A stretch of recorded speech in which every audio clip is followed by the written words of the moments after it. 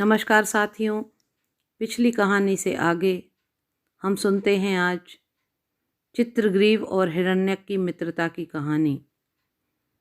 आप सभी को पसंद आएगी। कबूतर जाल सहित हिरण्यक चूहे के बिल के पास उतरे। वह भयभीत सा बिल में से उन्हें देखता रहा। मित्र हिरण्यक, चित्रग्रीव ने गहरे अपनेपन से कहा, इस तरह चुपचाप क्या देख रहे हो? क्या अपने मित्र चित्रग्रीव की आवाज़ नहीं पहचान रहे हो? पहचान ली भाई, पहचान ली। वह फुदक कर बाहर आया।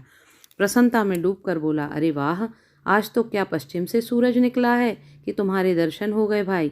मैं भाग्यशाली हूँ, मित्र से भेंट हो गई और सुख दुख की बातें हो जाएंगी। सच में बड़ा ही भाग्यशाली हूँ। अचानक हिरण्यक का ध्यान जाल की ओर गया।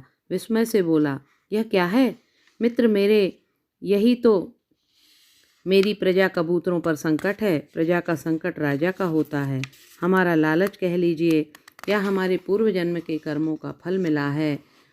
जिस कारण जिस ढंग से हमने जहाँ जहाँ अच्छे बुरे कर्म किए हैं, भाग्यवश उसी तरह हमें उसके दंड भोगने पड़ते हैं। बीमारी, शोक, संताप, बंधन और व्यसन जैसी बुराइयों में आदमी फंस जाता है। वे सब उसके दुष्ट कर्मों के फल हैं। हिरण्यक ने उसे सांत्वना भरे स्वर में कहा, मित्र तुम चिंता मत करो, मैं तुम्हारा समस्त आशय समझ गया। मुझे पता है कि तुम संकट में हो। ऐसे संकट में सच्चा मित्र ही काम आता है। इतना कहकर हिरण्यक जाल की रस्सियां काटने लगा। जब उसके दांत दुखने लगे तो उसने कहा, तुम जिसे कहो उसे पहले मुक्त कर दूं। नहीं नहीं हिरण्यक, सारे कपोत मेरी प्रजा हैं। अरे यह चिंता व्यर्थ है। नीति शास्त्र कहते हैं बुरे समय के आने से पहले धन बचाना चाहिए। पत्नी संकट में हो तो धन की चिंता नहीं करनी चाहिए। स्वयं पर संकट आ जाए तो धन की और पत्नी की चिंता किए बिना स्वयं को बचाना चाहिए। अरे भाई, जान है तो जहान है।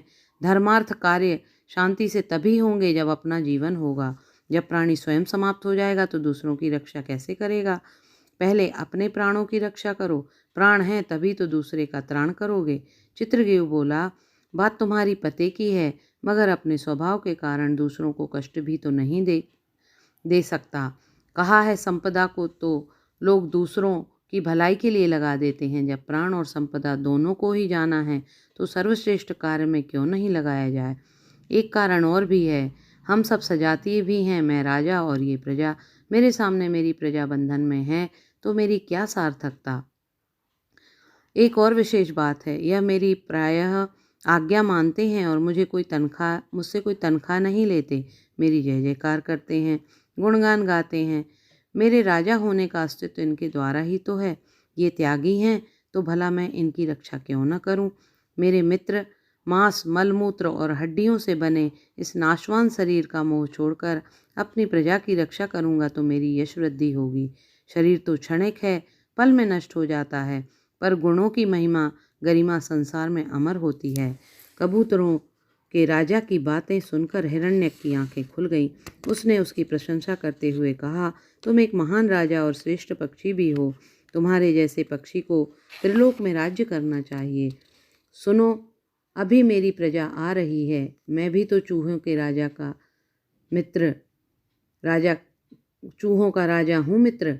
उसी पल चूहों की सेना आ गई। कुछ ही पलों में चूहों ने सारे कबूतरों को बंधन मुक्त कर दिया। तब कपोतराज ने अपने साथियों से कहा, मेरे मित्रों, तुम यह कभी मत सोचना कि तुमने जाल में फंसकर कोई अपराध किया है। अपने को अपराधी भी मत समझना।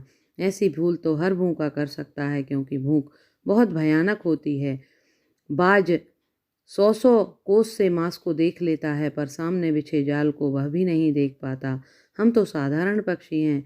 हम किस खेत की मूली? सूर्य और चांद, राहु और केतु की चपेट में आकर स्याह हो जाते हैं। ग्रहण उनको भी लगता है। हाथी जैसा महाबली जंजीरों में बांध दिया जाता है और सांप जैसे जहरीले जीव को पिटारे में बंद कर दिया जाता है। बड़े बड़े मेधावी महारथियों को बुरे दिन देखने पड़ते हैं। खुले आसमान में उड़ने वाले पक्षी भी संकट में पड़ सकते हैं। उन्हें बवंडर अपने चपेटों में ले लेते हैं।